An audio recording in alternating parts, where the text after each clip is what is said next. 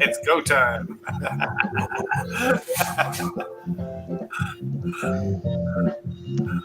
Yeah. Okay. All right.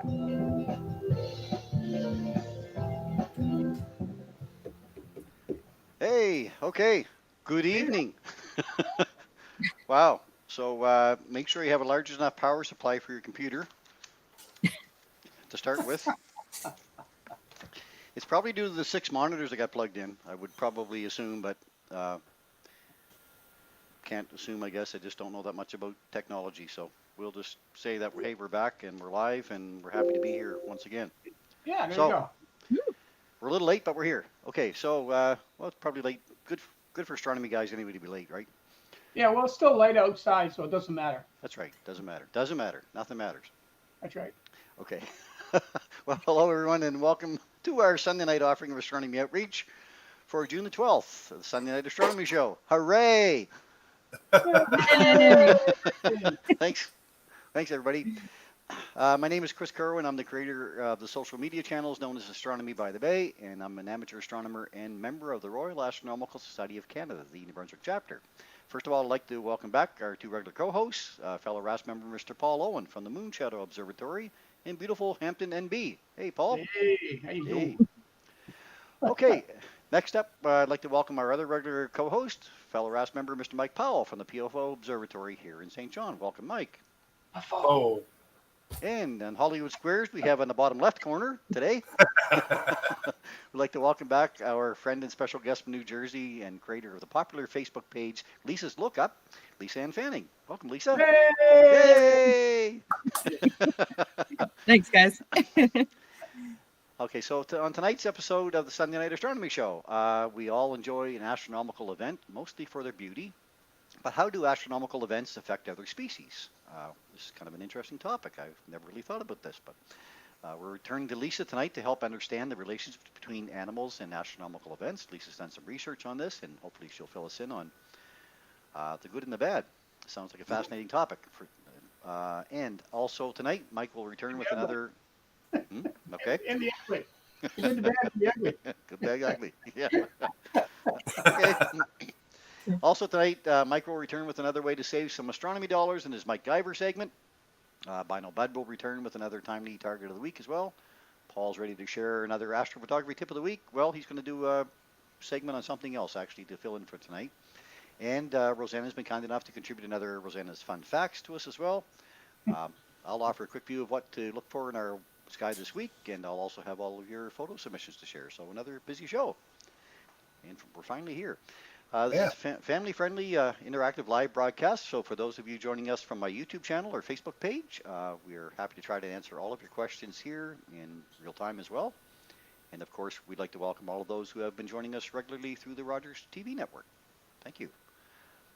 So let's get started then with tonight's discussion and discussion around the relationships between other species and astronomical events. I can't wait. You're up. Oh, and she's frozen. Oh, she is too. I thought she was just sitting very, very still. Yeah. Hopefully Well, at she'll be back. least she can smile frozen on it. Exactly. Well, that's a good thing. We'll wait to see if she joins us again. So what's up with Bino Bud? It's just carrying on with the theme of the night, right? Boy, it is. Not Friday the 13th either, is it? I don't think. No, or Tuesday the 12th. No. No. Paint. Oh, boy. Yeah. So anyway, while we're waiting for Lisa to come back, I'll get close so you can see my hat. Oh, yeah. Peggy's. You're at Peggy's. Was at Peggy's. And what a beautiful spot to do astronomical observing and imaging. Hey, she's coming back. And, Back. There she is. Hey! It fits These the theme aliens tonight. came down. They abducted me. It was just. You know, we wouldn't be Been there, done surprised. that. We wouldn't be surprised tonight with tonight's show. Not at all.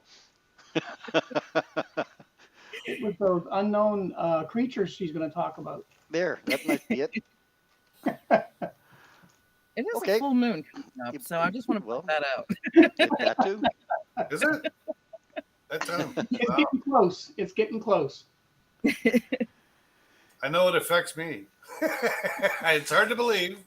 The full moon affects me.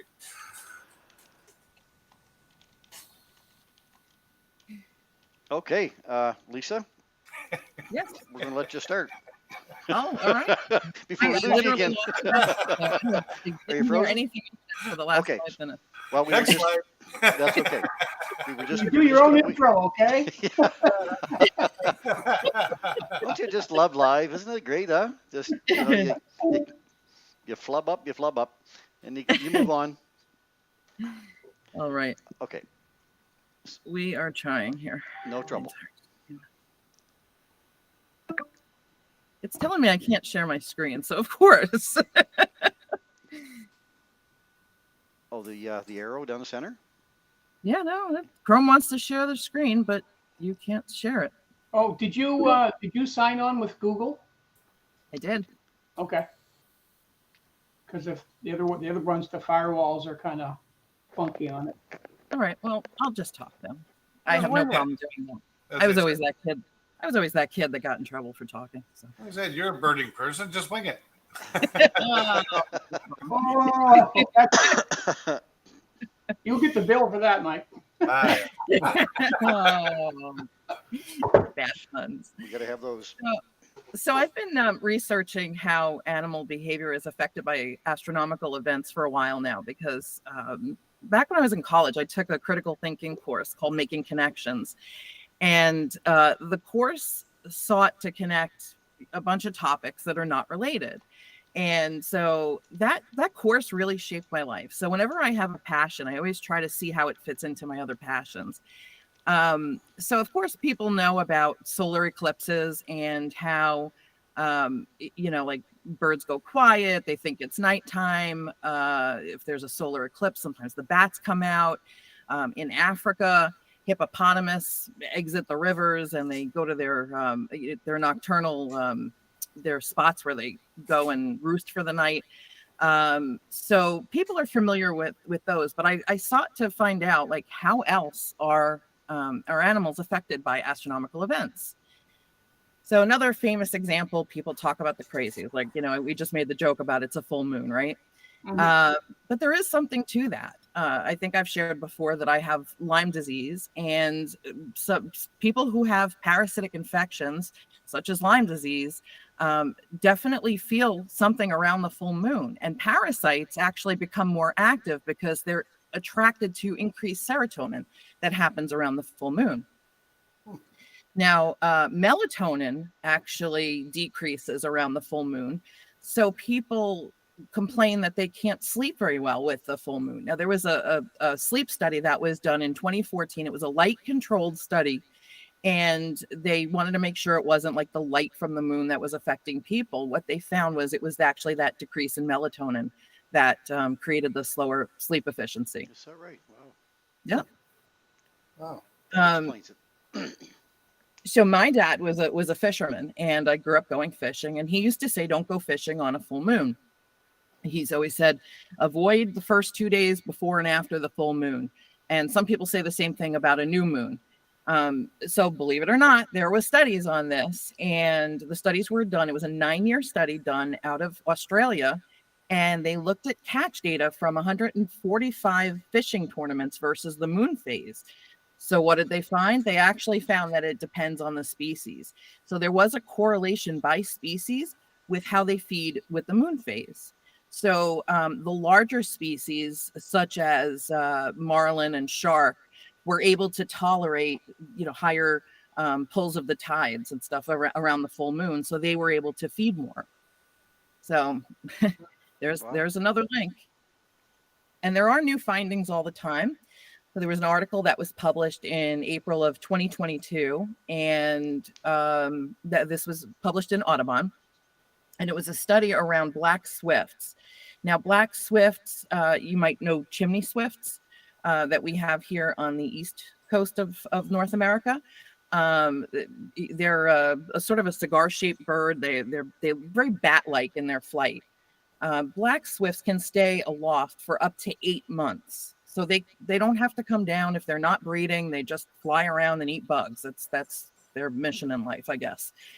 And what researchers were finding is that the higher the moonlit nights, the higher the altitude of the flights of these swifts. They were trying to prove that. So believe it or not, it was a lunar eclipse that took place on January 20th of 2019 that actually proved this theory, because they were tracking the black swifts, and they found that the altitude that they typically achieve around the full moon for 13,000 feet, when the lunar eclipse ended, so when the eclipse was in full force, actually, the swifts would descend. When the lunar eclipse ended, they returned back up to their higher altitudes. So that's a case where the lunar eclipse was affecting some of these birds. Wow. Now, followers of my page are familiar with this. I always get excited about this. For spring migration, for fall migration, I love to take the spotting scope and point it at the moon. If you are doing this here in New Jersey, the peak of the migration is May for spring and October for the fall. If you point it at the full moon, if the winds are right, so it would be from the south in the spring and from the north in the fall, because remember, the birds are migrating, going to north in the spring and coming from the north, their breeding grounds in the fall. Point that scope at the full moon and you'll actually see birds migrating across the moon. Now, in the 17th century, people actually thought that the birds were migrating to and from the moon. But obviously we know that's not right. But Are we sure? That's crazy. Wow. So I always joke and I say, "Oh wow, I thought I invented this newfangled way to figure out migration." This method was actually described in the 1940s through the 1960s by George Lowry and Robert Newman. And they were the ones who first described this methodology to facilitate the ability to see birds migrating at night. You can also sometimes see bats as well. Wow. Wow. That's crazy. So more evidence on how astronomical events affect birds and their migration. There was a study out of Lund University in Sweden, and they studied European nightjar migration and the moon phases. Now, European nightjars are related to our whippoorwills or chuck-will's widows, if you're familiar with those birds. So kind of the European cousin there. And they found that the birds' hunting activity for flying insects would more than double on the moonlit nights, which of course is an expected outcome. But what they found that really was groundbreaking is the fact that the birds departed for southbound migration, so they migrate to Africa. It consistently took place around 10 to 11 days after the full moon. All the individual birds would synchronize their migration and fly off at the same time. So really, really good stuff. I described how I like to take the scope out and look at the moon. So I was synchronizing that data. I decided to start crunching some numbers. And if you go to a site called NexRad, so Cornell Lab of Ornithology produces a birdcast map. This is just for the United States. There are similar maps for Canada as well.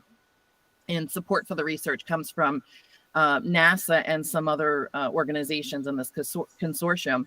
And they show real-time maps that actually estimate the concentrations of migrating birds, bats, and insects. And it shows the clusters and the direction that they are traveling.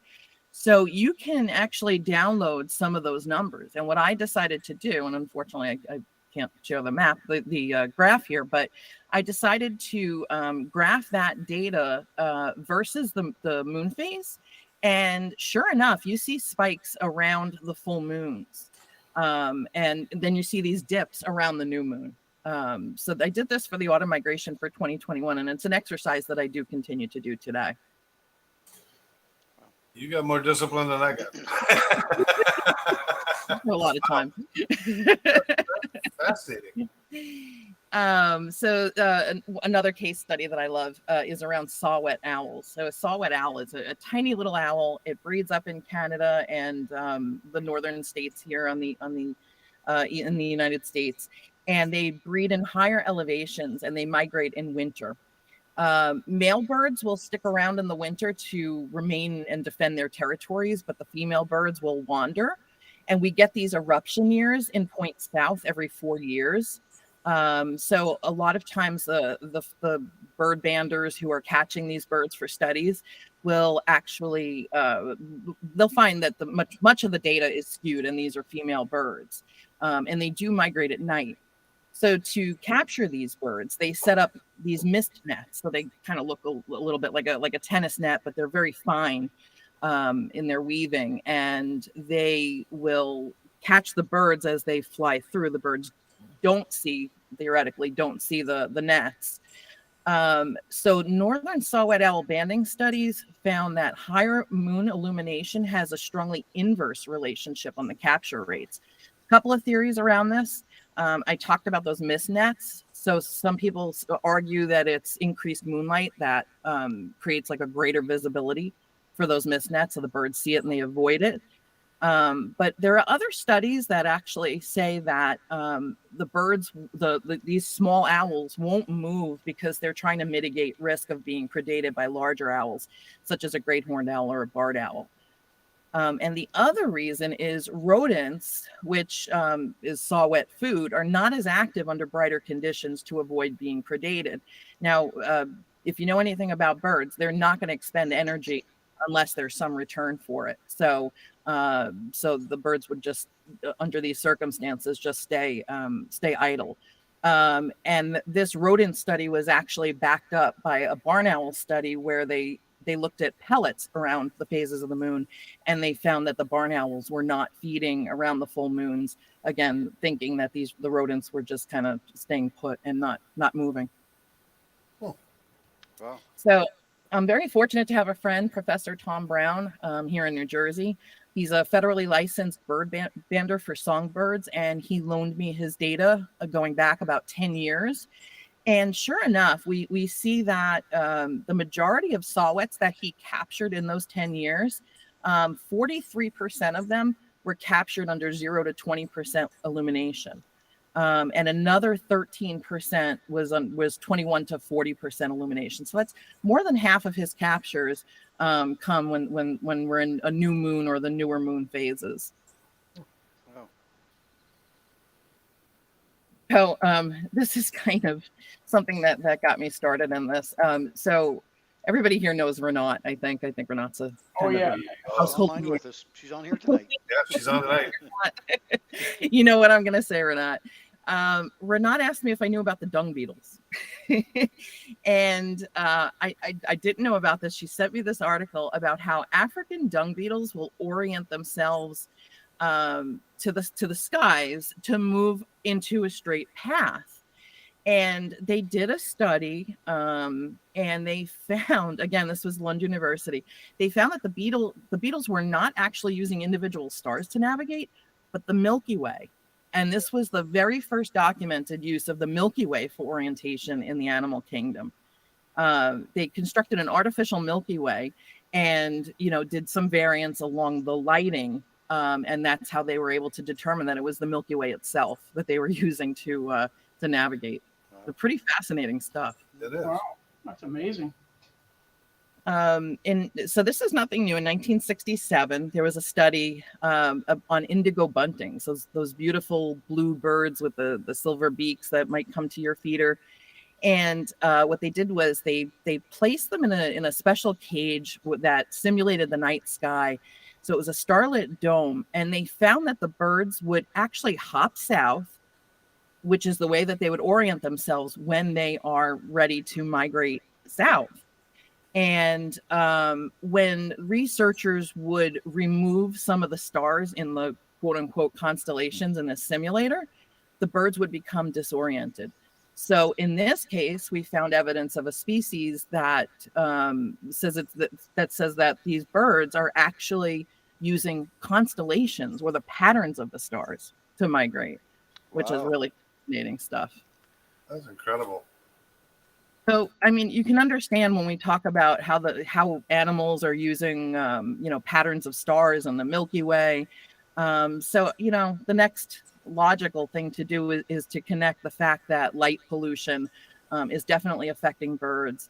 I mean, people know about building strikes. So there's an estimated 600 million birds that die every year in building collisions. All right, Um, goodness, really? Wow. I worked across Crazy. I worked across the river from New York City, and I've worked in New York City.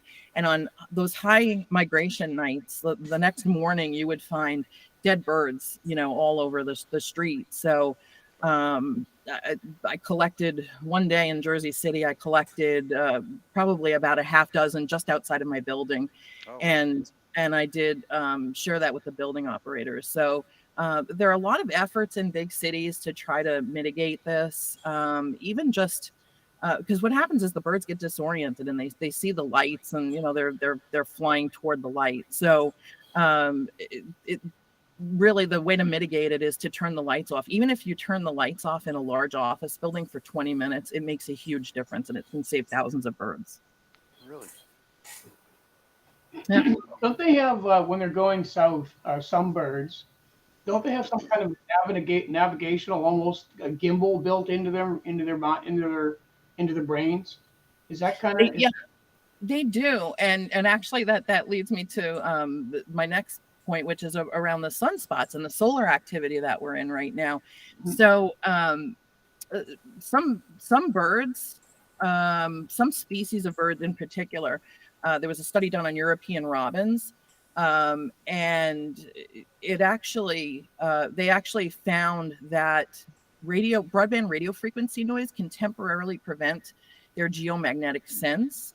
And there was also a 2019 study that says that changes in the Earth's geomagnetic field will impact migratory birds as well. Right. So people are studying how solar activity are affecting species. We also find this with whales. There was a study done recently about whale strandings when there's high sunspot activity. And a lot of marine mammals here on the Jersey Shore this year. There have been 19 strandings of dolphins so far. I'm trying to get a hold of the data to continue, with this topic and see whether or not there's a correlation between some of those, solar activities that we've had recently and those correlations. I think it's really fascinating stuff. Fascinating. Wow. Oh, it is crazy. Yeah. You never think, right? We thought we were the smart ones.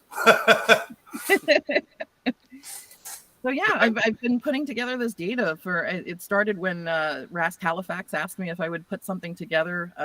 Judy Black, who's our president, she knew that I was researching this just sort of as a hobby, and this data collection that I've done has just grown. There's a lot of work being done on it, and I think right now with the beginning of the solar cycle, I think there's going to be a lot more data to be had. It's absolutely fascinating to think of marine mammals be affected by a solar cycle. That's unreal. Like that's just how would they even know? Well, they breach all the time, right? They what? Yeah. I wonder because they breach. Are they actually seeing something in this? Like you were saying, some of these birds or some of these creatures, because it could be who knows what they are following constellations or following something in the sky. And so I wonder if that's the case with the mammals. Are they actually breaching to see where they're going, or do they have something for underwater navigation that's kind of like the geomagnetic thing that the birds have, right? Yeah. So with whales, they did a study with gray whales, and just because there's a lot of gray whale data that's available. And they found that it was the radio frequency noise when there was a solar outburst that was overwhelming the whale senses. So the study that I read, it says it's as if the GPS is being turned off in the middle of the trip, and they become very disoriented and get stranded. Okay. Wow. Yeah. And they would get that in the ocean. Yep. That's the amazing part. Wow. That's fascinating. Yeah. Wow. Yeah, So if anybody has any information, feel free to submit it to Lisa's lookup, because I'm always looking for more examples. So there was who asked a question here? Mary, I think. Yeah, Mary had a question. She asked, what was the name of the maps or the map/sites for migrating birds? Do you have that? Yeah, so that's Birdcast, Birdcast, and it is shown by Cornell Lab of Ornithology. Now they collect data again during those high migration months. So those are live radars. You can actually see concentrations of those animals and birds, bats, and insects. And they're live radars, and it actually shows. You can see the increase as the night wears on. The Birdcast.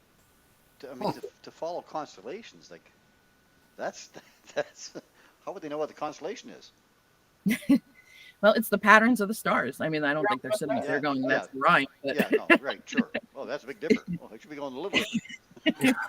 Oh, by the way, there's someone on it you might know, and they said, "Great job winging it." Yeah. His name's Rob Fanning. Oh boy. That's not right. That's not right, Lisa. He's sleeping on the couch tonight. No supper for him. He's my bird expert, so he'll get a pass. There you go. Oh, Harold Locke says, with the flat Earth, anything is possible. Well, I suppose it is. Well, that's true. You'd think the whales would just swim right off. Yeah. It's really interesting, all the different creatures that you study, that because one thing will lead you to the next, because you'll start off on, say, a species, but then it's the way that they're tracking something, then that tracking system leads you into all these different directions, and all of a sudden with all these other different animals that are now we're using something similar. And anyway, that's it's an really interesting topic, and this Lund University in Sweden is doing a lot of research on it. So there's a lot of great work that's coming out of there. And you got the. We get lost using the GPS. Yeah. Yeah, I mean, they're getting the data to back it up is the amazing part. Like, it's just, wow. It's exciting for me to take my own set of data. So like this saw wet banding information that my friend gave me, and to be able to prove it for yourself. That's what's that's what science exciting. is. That's right. Awesome. Wow. Awesome topic, Lisa. That's interesting to see if that's connected in any way to gravity as well, right? I mean, even Jupiter has an influence on everything that goes on in our solar system. I'm wondering if gravity can affect any of that in some way, shape, or form as well. It'd be interesting to look at. Well, it'd be great to watch the data now for the rest of the solar cycle to see what happens and compare against what happened in the past. We've got a pretty active solar cycle right now, and it's actually probably more active. Well, it's more active than what they had expected for sure. But you'll have some nice time coming up here to help plot that information. That's amazing. Sure. Yeah, I had no idea. Yeah, we have the Marine Mammal Stranding Center here on the Jersey Shore, and they publish their data. So I hope to chart that as well with the solar cycles. That's awesome. What a great topic to like. I mean, there's a part of astronomy that you wouldn't even think about, right? Exactly. Yeah. I wonder. We just got to teach them how to use telescopes. That would be a whole new world of imagers out there. I'm just looking for other questions. They get stuck on the beach watching M40. Trust me. Yeah, that's right. Yeah. All the swans look for Cygnus. They're Swan. the only ones. Well, we'll talk to them. That's awesome, Lisa. Thank you for that. That's it's amazing topic. Wow, I had no idea. Yeah, I mean, but I understood light pollution and the effects of light pollution on animals. Yes, and the fact that our poles may be switching, and that type of thing. But to get into the depth that you're into it is amazing. I had no idea about the whales beaching or dolphins beaching. That's amazing. It's all connected. Yeah, we are all connected for sure. Thank you very much for that. Appreciate that. Thank you for Absolutely. Any other questions? If you have any other questions along the way, please just throw them out here because I'm still watching. Well, everybody's watching, yes. The feed's coming back again. So awesome. Thank you. Thanks. Okay, how about we go to a Bino Bud then? No, we're into 9:08. We're going to be a little bit long tonight, folks, but we were anyway, so. Binocular target of the week. Yay. This week by Bino Bud is Messier 27, the Dumbbell Nebula. Oh. Give it time to do its exercises. Yeah. That's about, So although M27, the Dumbbell Nebula, is not the only planetary nebula that's visible in 10 by 50 binoculars, but is significantly easier to see than the others. But you would need a large instrument with more magnification to see or show more structure. That's all. But it is visible in 10 by 50s.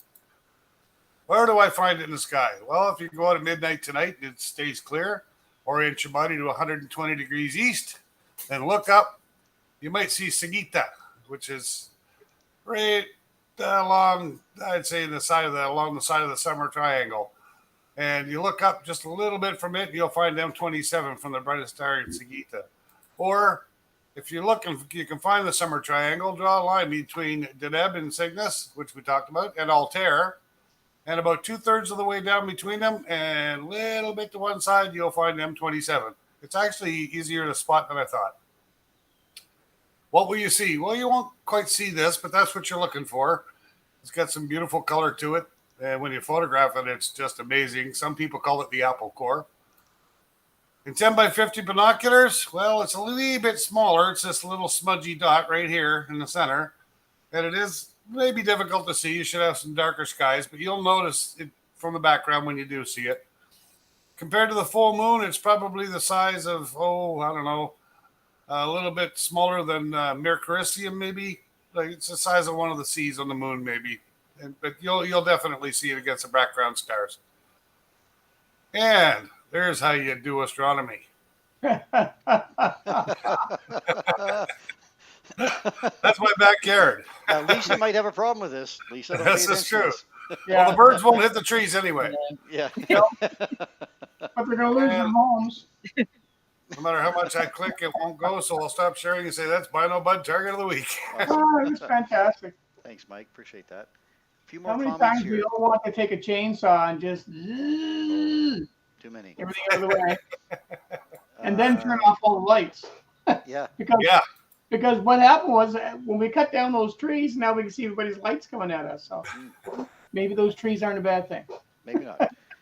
Mary did comment back. She said, I had heard the dead birds in NB were caused by the avian flu virus, U.S. situation. I have not heard, she said. So possible there as well, I guess, maybe. Anyway. Yeah, that's a different problem. That's the seabirds, unfortunately. Yeah. Well, we want to protect them all. We need them. So let's keep Lisa's research in mind. Lisa, you have to come back and share more research with us as things move on through this. Okay, how about Rosanna's fun facts? Yeah, sure. Alrighty. All right, so let me see here. And this is this week's Rosanna's Fun Fact. Yay! Lisa's doing it there. You've seen this before, Lisa. I do it every week at home. You just don't hear me. Okay. It's addictive. Come on. Yeah. Oh, I love it.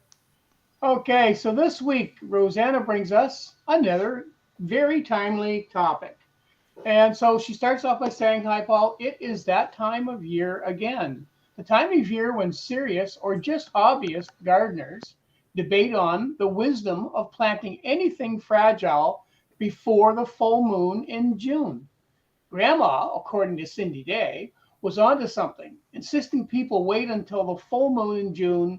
But according to Drew Lerner, president of the World Weather Inc., atmospheric cycles are more reliable, and the moon, full or not, will not influence frost. Now, with the weather being so nice, I didn't wait for Tuesday the 14th, and neither did any of my gardening friends. I actually have a book on frost, and it is complicated science, and it is recommended that one get a sling psychrometer, a sling psychrometer. That's hard one to say. And there it is. That's a sling psychrometer. That's a mofo. So to track dew points, which will help you calculate the possibility of frost. According to my book, you can also make one out of a milk carton.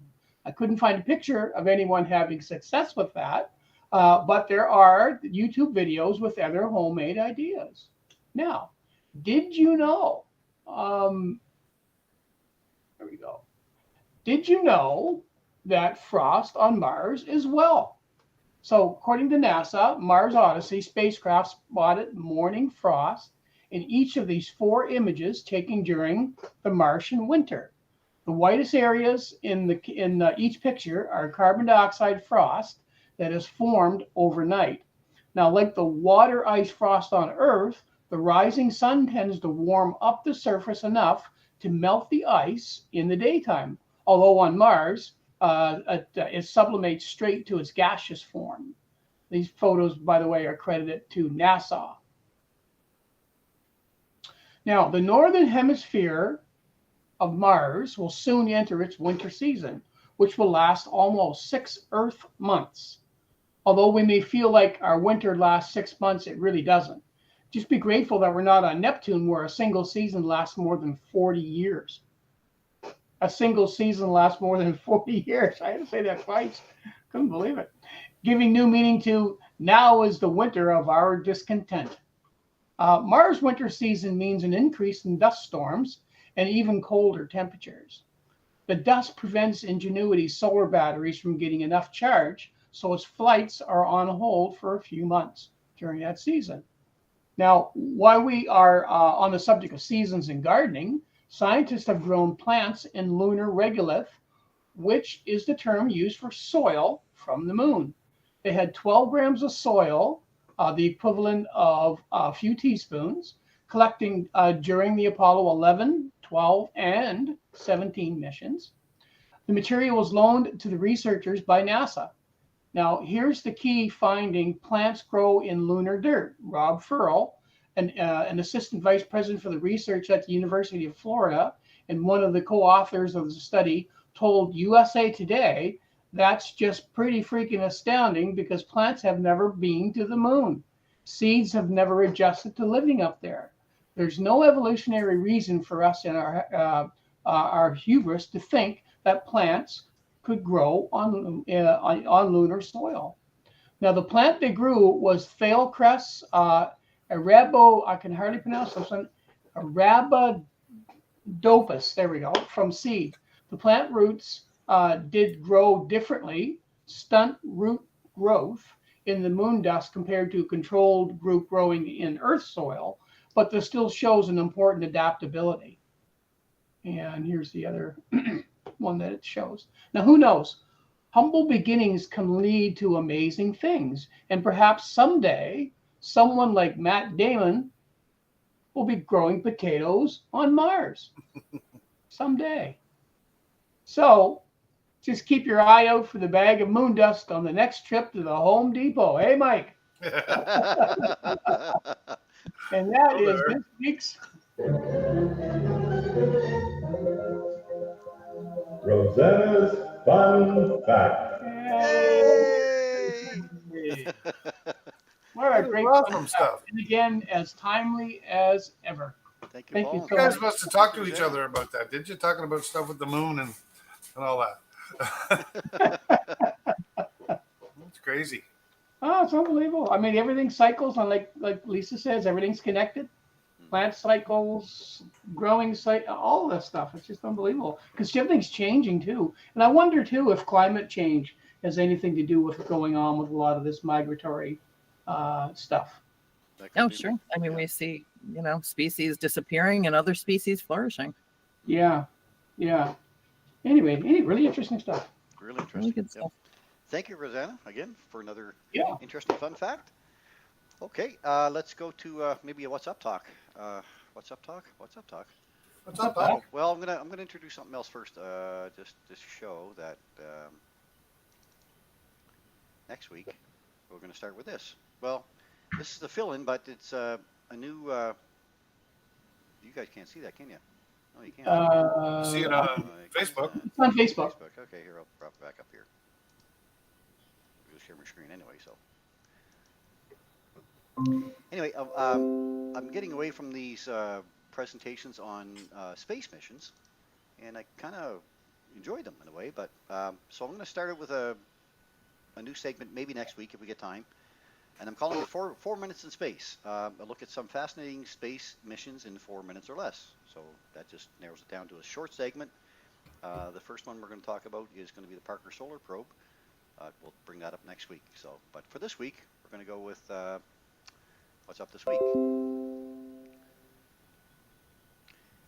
that's coming up on the wrong screen, of course. Over here. Let's try this. How's that? Oh, gotta flip my views. Display settings. Swap presenter. There we go. That's better. Everything was kind of messing up tonight. Okay. So what's up this week? Well, first of all, the Grand Parade of Planets has arrived. Hey! Hooray! Look to the southeast every morning now, from now until the end of the month, and you will enjoy all 5 naked eye planets in our morning sky, and in their respective order from the sun. That's the amazing part. Mercury, Venus, Mars, Jupiter, and Saturn, right lined up as if you were looking down on top of them all, and you could see them all the same in their proper location from the sun. Now, this event happens about every 17 years. The waning moon is going to join the show by Thursday. You're going to need a telescope, though, to view Uranus and Neptune, but they're also there. Of course, little Pluto's there, too, but we won't pick that up either. Poor little Pluto. But really nice show for the next couple of weeks in our morning sky. So get up early and enjoy it. Now, tonight at 11:25, actually, the moon occults a star called Dashuba in Scorpius. So it's the second star in the Scorpius's antenna, I'll call them. Tonight, check out our waxing gibbous moon as it occults the star Dashuba in Scorpius. Occultations are when one celestial body passes in front of another from our point of view. So occultations by the moon are generally easy to recognize and enjoy, especially with binoculars. So, not binoculars, but binoculars. Binoculars. Binoculars. Sometimes I type these up a little too fast. Okay, on Tuesday night, we've got a nice strawberry supermoon. This was taken down at Saints Rest Beach, that one there. I was going to say, that looks like it came from Saint Rest. And that was the last strawberry supermoon, actually, last June. Yeah. That one. I love the way they look, the shape they take. Yeah. As coming up. Really kind of oddball. They look like they're really squished, right? Yeah. So our moon reaches its full phase at exactly 8:52 a.m. Atlantic time for Lisa here on Tuesday. This month presents the first of 3 supermoons in a row, the strawberry supermoon. Now, supermoon occurs when the moon's orbit is closest or at its perigee to Earth at the same time that the moon is full. In this case, it occurs less than 1 day before the moon is at perigee. This also means that the tides will be higher than normal as well. So what is a supermoon? Here's a little bit of a video from NASA, which as they show it, perigee over here and apogee there. So there's perigee and apogee in moons. 405,000 for apogee, 363,000 for perigee. There's the difference. So, yeah, 11%, I think it's 11% bigger. Look at it again. So, yeah, 363 against 405. And as seen from Earth, about 14% bigger and 30% brighter than a micromoon. So micromoon is the farthest moon away. So the thing about that, though, is how big was the moon last month? Does anybody remember? And how big is it this, like, you're talking about 30 days or so in between. Can I remember what the moon looked like last month? Absolutely not. So, you know, the bigger part of that whole thing really is that, yes, it is going to appear larger. 14% larger, not 15, not 15 and a half, but 14%. But it's more the idea of the moon illusion that we get, that we see that large moon appearing at the horizon. Happens with constellations as well, and the sun as well. It's a trick that our brain plays on us, really. So then Tuesday, the waning gibbous moon. So this will be later, right? The moon will rise when it's already waning because it's full at early in the morning. So the waning moon in Sagittarius. Now the strawberry supermoon rises for us in the Maritimes at around 10:02 p.m. Atlantic time. That's the latest full moon rise of the year. So 10:02 before the full moon rises. That's kind of late. When the supermoon does rise on Tuesday the evening, though, it will be just above the spout in the teapot of Sagittarius, caught in the steam. That is one of the spiral arms of the Milky Way. There we go. Let the moon be your guide to other deep sky treasures in this area of the sky. There's lots of them. The moon will be very bright. It'll be difficult to see them all, but you can find the moon by looking in Sagittarius. You'll find Sagittarius by looking at the moon. Tuesday evening, Mercury is at its greatest western elongation as well. So, I'm sorry, that should say Thursday. It does say Thursday. On Thursday, Mercury reaches greatest western elongation, or the farthest west that it can appear in our sky. This does not necessarily mean that it's at its most visible at that time, but we'll get a better chance to view it than normal. So that's about 4:45 a.m. You can see how bright it is around it already. And the Pleiades cluster is still there as well. So, our wintertime Pleiades cluster sits in our morning sky right now. So if you get out a little bit earlier than that, say 4 o'clock, you should be able to pick up Pleiades, Venus, and Mercury together. Nice little trio there. Looking towards Saturday now on June 18th. Now this is when the moon starts to join the show, planet show. The moon greets Saturn first. The next few days we'll see our moon greet each of the planets, starting with the ring beauty Saturn on Saturday, June 18th. The 19th it sits between Jupiter and Saturn, and then it'll join Jupiter on the 20th, Mars on the 21st, and then the 22nd, 23rd, 24th it sits in here between Mars and Venus. And then it'll join Venus and Mercury with a nice little trio around the 26th or so. So really a really nice week to look forward to, the week after this one coming. But for this week, we'll have Saturn and the moon together on the 18th. And the two objects will actually be about 7 degrees apart. Now that means they should allow them to fit together through 10 by 50 binoculars. So just barely fit together, but they will. This is the view through 10 by 50s as shown with the Stellarium, the program Stellarium. So get out and have a look. But you got to get up early, but it's worth it. Well worth it. And this event only happens again only every 17 years, so it's well worth getting up for. And of course, we'd like to point out Miss Lisa here with us tonight at Ruby Moonbeams on Instagram, Facebook, and Twitter. This is her page, Lisa's Look Up. So follow her there. She lists all I love this chart. She puts this together every month. It lists the event, the date, the peak time for the event, and what you use to see it with, naked eye, binoculars, or telescope. Great job on those, Lisa, every month. Well done. And from there, we'll go to the St. John Astronomy Club's page as well, which is sjastronomy.ca, which we're all members of. So this June, July, Lisa's an honorary member. Lisa, if you don't know already, you are. For June and July of 2022, this is the events that are happening throughout the next month and a half. So you can find that calendar at sjastronomy.ca. Just click on the calendar, download it, and there's a whole lot of other information there as well. So hope you can get in there and enjoy it.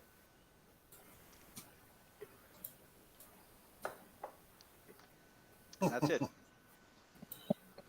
There you go. That was corny. Yeah, but thanks, Lisa. You're getting just as bad as Paul. Paul likes you. Yes. Okay, from there we're going to go to Mike Guyver. So next week we'll talk a little bit about the 4 minutes of space thing. Maybe I'll try to squeeze that in. But it's Mike Guyver time. Before we do, Okay. Oh, yes. Yes. we were told to wear a specific garment that was made for us, and so here it is. And I'll put this one closer because I actually have Christmas with me. And these, Mike, you can tell us who sent these to us. Well, they were an anonymous gift from my sisters to the Saturday or Sunday Night Astronomy show. But it's anonymous. So. Yeah. Well, we'd like the funny thing was that I met Chris so I could get my shirt. Yeah. And I also met him so I could get a few other things for a star party. And unbeknownst to him, because he was in the middle of a million other things, he gave me his shirt in the same bag. And so mine will be on next week. gee, did they send us 2 shirts each? That's great because I'm a fat guy and I can't. Maybe it was bigger and it'll fit me better. But Of anyway, course, I'm texting all day. Remember the shirts. Remember the shirts. And I Hey, looked Paul, like, don't ever let it be said that he didn't give you the shirt off his back. Exactly. nice. I like it. That's awesome. oh my. I tore my house apart looking for that shirt today. In my vehicles. I know I had it in my hand. Like, oh, Yeah. Oh, well, I thought, Else oh happened. no, we can't all wear the shirts tonight. So yeah. Oh, anyway, that's awesome. We'll have a Thanks to Well, my thank anonymous you. sisters. Yes, to my thank you. sister, thank you Yes. very much. This Awesome. is an awesome gift. Thanks so much. Yeah. Okay, let's do a MacGyver topic. MacGyver. Get one, I'm sure. Should have a set of gears coming up here We do. any second. Alrighty. MacGyver tip of the week. This one's a little different. When you need a knob for your mount or your counterweights and you don't have one. If you've ever lost a knob or broke one and you try to purchase one, they're not cheap actually. They can Yeah. price you anywhere from $30 to $100 depending on what you get. And it's just a knob. But as long as you're into astronomy and using your equipment, it is inevitable that you're going to break or lose a tripod knob or some kind of other knob. Those frigid cold winter nights make those plastic knobs brittle and easy to break. Or you just lose one in the dark and you can't find it. Or you purchase some shaft couplers, right, Paul? And the counterweights, you don't have knobs for them. Well, no worries. You just make your own. So what do you need? Well, you got to find yourself a bolt that has the same thread as what those knobs were going into. You need a pop bottle plastic cap or a box end wrench works as well. All right. Some hot glue from a hot glue gun and 10 minutes of your time. So how do I make it? Place the bolt in the center on a flat surface. Place the box end wrench over top of it. Fill the end of that wrench with hot glue gun. Allow it to cool, and guess what? You got yourself a knob. Or place the bolt standing up inside a bottle cap. Again, fill the bottle cap with hot glue. Allow it to cool, and you've got yourself a knob for your telescope. And guess what? Disaster averted. These knobs work great. And I can guarantee you that because the proof is in the picture. These were shaft couplers purchased from Princess Auto. And I took the hex screws out of it and I made knobs and I put them on and they work beautiful. So now they're on my Star Adventurer as counterweight knobs. So all you have to do is make your own. And that's my MacGyver tip of the week. Awesome, Mike. And you said you can crank right onto those too, right? You can, yeah. Yeah. Great tip. I guess Works that's the well. point of having it. Is that the point of having it in a hex bolt? Because it gets a better grip inside the glue? Probably, yeah. I've never tried with anything other than a hex bolt, but I'm sure that that's why it's that big head. Oh, and the square the corners too. The edges give If it so it it was gets round, grip. it might over time the glue might loosen and get. Yeah. So yeah, you just use a hex bolt. Yeah. Perfect. Bottle caps. Perfect. No, they work well. Does it work with beer caps too, I wonder? It I suppose it would. perfectly would, but it might be crooked. There you go. Put them on before you drink the beer. Exactly. But then you're gonna have a bottle attached to it. Yeah, there you go. Okay, thank you, Mike. Another great tip. Good way to save some more money. Let's look at some photos then maybe. Just give me a second here. I'm going to bring up my photos of the week. And I'll share my screen. Next slide. Next slide. Okay, let's see what we got for photos of the week now. Start with this one. There we go. This is from Jamie. Jamie, why not? Since in hi, Chris, he said I had a great observing session Friday night. Skies were clear, double-digit temperatures. Cool. Excellent. Cool, I guess warm. And my thermocell, she said, did a great job of keeping the mosquitoes away. They do work well. The first photo is of the beautiful 83%, 83.8% waxing gibbous moon. And the second photo here is a closer view of one of my favorite craters, Cassandi. Oh, nice. Or Gassendi. Both Very were taken nice. with my Dob and both were taken with my Dob and an iPhone 8. Thank you, Jamie, for those. Nice detail there. Yeah. Well, you know what? That's a big testament for that. You don't need a lot of focal length, but the more aperture that you have, the more detail you can get. Oh yeah. Her pictures that she shows with those with her dog, Oh, she's amazing. all super clean and lots of resolution. Very, very clear. Very clear. Yeah. Great job. Thanks, Jamie. Well done. Duckman sent these in. Duckman Arsenault. I don't know what the real name is, but he goes by Duckman anyway. This one is fun capture set of the moon in the straight wall on June the 7th at 9:30. Yes, sir. There. Yeah. Yeah. Pick that right up. On June the 11th, they got this nice sunset here behind bunching layered clouds. That's beautiful. No filters used at all. Very nice, yeah. We get another one here, Saturday, June the 11th, moon before and after the cloud cover hit. So there's the after, obviously, and there's the before view. Yes, sir. Well done. Yeah. Awesome. Great job. Thanks for those. I got one from Matthew Dupre here. Matthew says, I took this one on the moon over the town square park in Miramichi. Wow. What a great shot. Oh, nice That's part. gorgeous. Yeah. That's right in Leo. Look at that. That's Leo. That's a beautiful park. There's the hind and Oh yeah. Yeah. So it is. Yeah. There's the backwards, Yeah. backwards question mark. Awesome.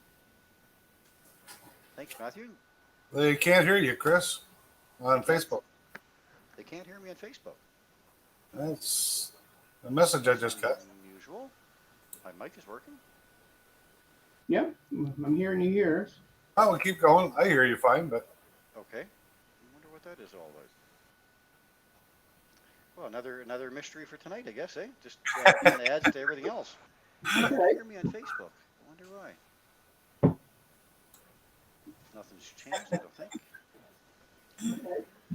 Okay, I'll just keep moving on, I guess. This one's from Robert.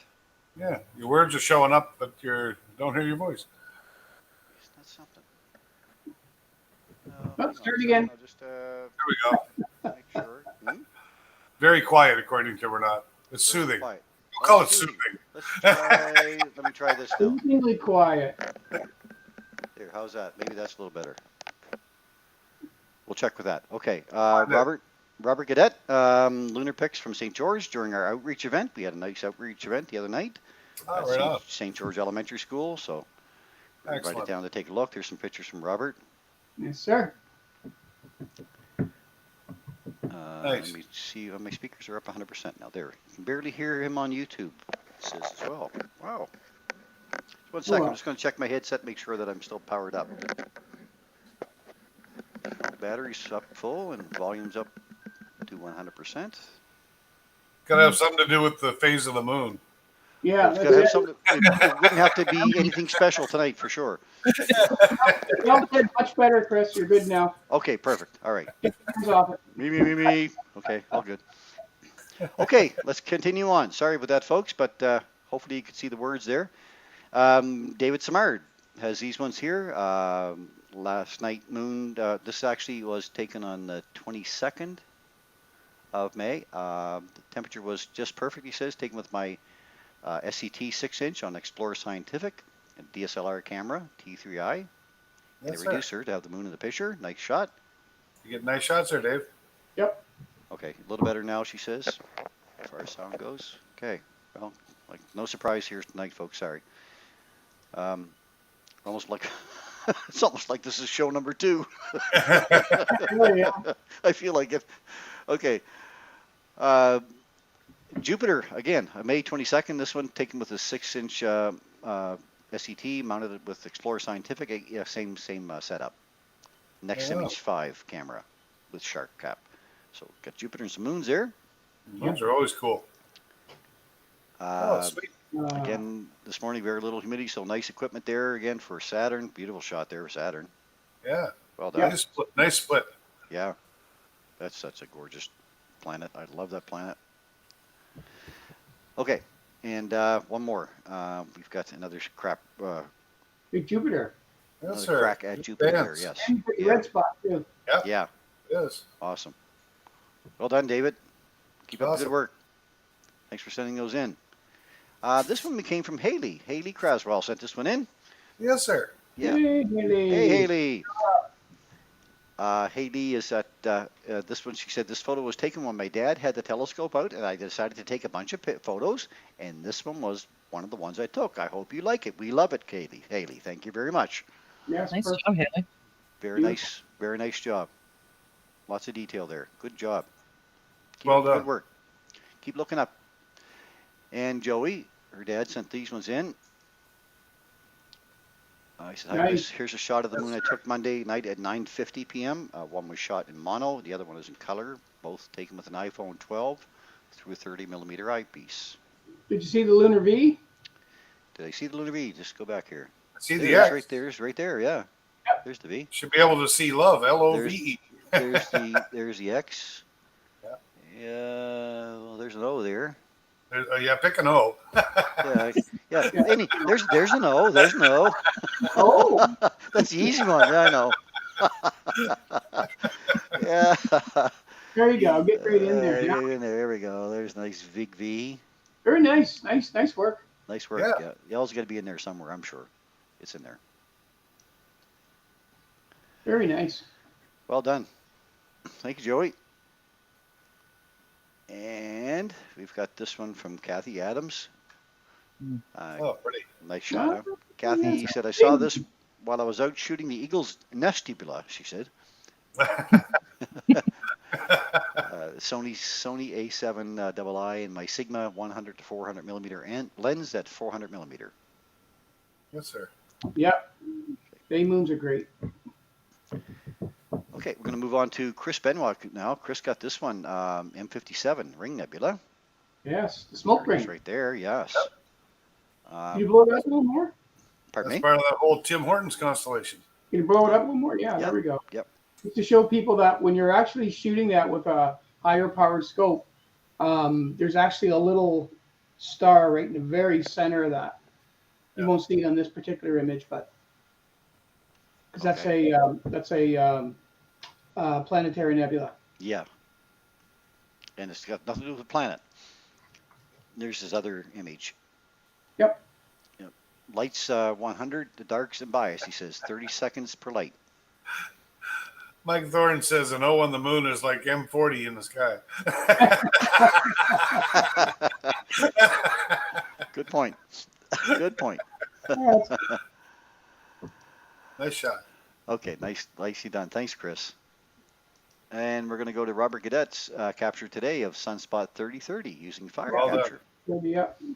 Look Nice. at the detail there. Yeah, look at that. Sure. And that's just getting bigger. Look at the stuff over here too. This has to be all part of that same group, I would expect. But You're definitely heading in the right direction there, Rob. we are. Yeah. Nice stuff. Good stuff, Rob. Nice umbra and penumbra. Yep. This one came Oh, from you shouldn't have showed that tacky thing. Mr. Powell. Here's his capture of it. The black and white one was better. Well, that's nice. I like that. I like the yellow sun. Yeah. Overblown. We get this one from Ian Bloom. Ian in Australia there. He said, hi, guys. We're still being treated to cold and rainy conditions down under. Really missing my imaging sessions, he says.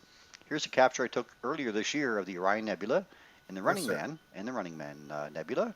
It's one of my favorite areas of the sky, he says. So, yeah, Not the only one. That's everybody loves that area. Everybody Man. loves that spot. Yeah, such a relief for winter to see that thing coming around. Yeah. For sure. Nice shot. Great shot. Thanks, Ian. Got these couple here from Mr. Owen. Oh my goodness. But we had to bring these up. These are beautiful nature shots, Paul, so had to share these. Oh, Did you get these this morning, or was it It was Saturday morning. Saturday morning? Yeah. Yep, that one's at 6:05 a.m. Wow. Yeah. Golden hour. Beautiful. Yeah, the Oh, golden. it's Yeah. just Absolutely. beautiful. Yeah. You Yeah. sure want It's to take a like shot, being buddy? on the river when you're at that time of day. It's so peaceful. Yeah. Yeah. Amazing stuff. Yeah. And I think I got one more here to share. Oh, look at this. I did Saturday night. Someone asked for Paul on the drums tonight too. Ba-dum-tsh. In fact, our theme that we do, that's the kit that I used on it. Yes, sir. Yes, sir.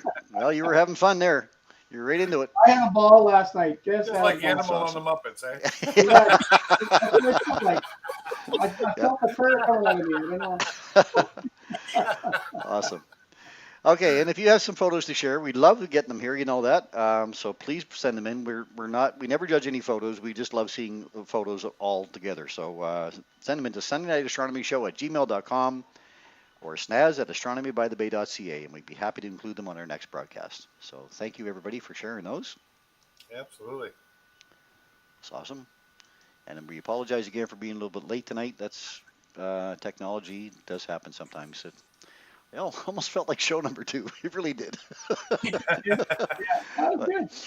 oh well, we made it through. That's the main thing. So that's Good what old counts. days. Good old days, yeah. That's okay. They were old days, not good. All right. Well, then I guess maybe we'll try to close out tonight, and we'll go to full screen for that. So in closing, then tonight, we'd like to thank all of you again for your continued support out there. A special thanks, of course, to Lisa for joining us this evening. Thank you, Lisa. It was a pleasure having you on the program once again. Thank you very much. Great topic, very interesting stuff.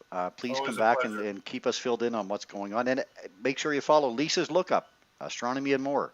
Get on her page. She'll keep you very entertained on what's happening in the night sky. And And you we're can almost be here old. anytime you want to. And follow her at Ruby Moonbeams on Instagram, Facebook, and Twitter as well. So there's where you can find her. Thank you, Lisa. We'd also like to thank Rosanna once again, for her another interesting fun facts. Thank you, Rosanna, and always appreciate your contributions to the program. We also hope that all of you who have joined us from Rogers enjoyed the program. If you would like more information about the wonders of the night sky, you can contact me at astronomybythebay.ca. And thank you as well to everybody on our YouTube and Facebook, Instagram channels who continue to share our broadcast with your family and friends, such as the NB Storm and Weather Center, Trudy, of course, who's our biggest sharer of all, always been. We really do appreciate it. Remember, too, we do love getting your photos, so send them into Sunday Night Astronomy Show or at gmail.com or snaz@astronomybythebay.ca, and we'll be happy to include them on our next broadcast. Now, please come up with some ideas. Give us some ideas. We want them. We need something to talk about at the beginning of each show. So if you have anything you'd like us to discuss, we're happy to try to research it for you, and we'll give all the work to Lisa. Bring Lisa back on. So if we're looking for suggestions for topics for future shows, so send them into the same address, snaz@astronomybythebay.ca, and we'll do our best to make it happen for you. And please let your family and friends know that we are here every Sunday night to entertain you. Glad we could make it tonight, for sure. On the night sky and the astronomy and the wonders of the night sky. So for now then, from Mike and Paul and I and Lisa, we wish you a safe and happy week. Lots and lots of clear skies. And as we like to say, everybody, open your eyes to view the skies and keep your scopes pointed up. Thank you, everyone.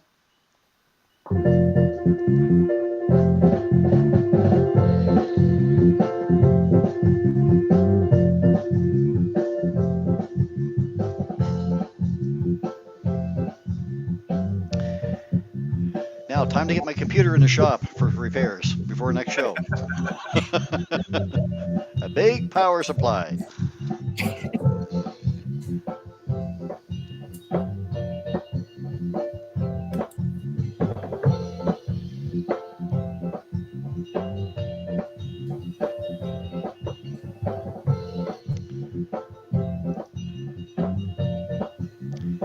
Good night, everyone. Thanks for joining us.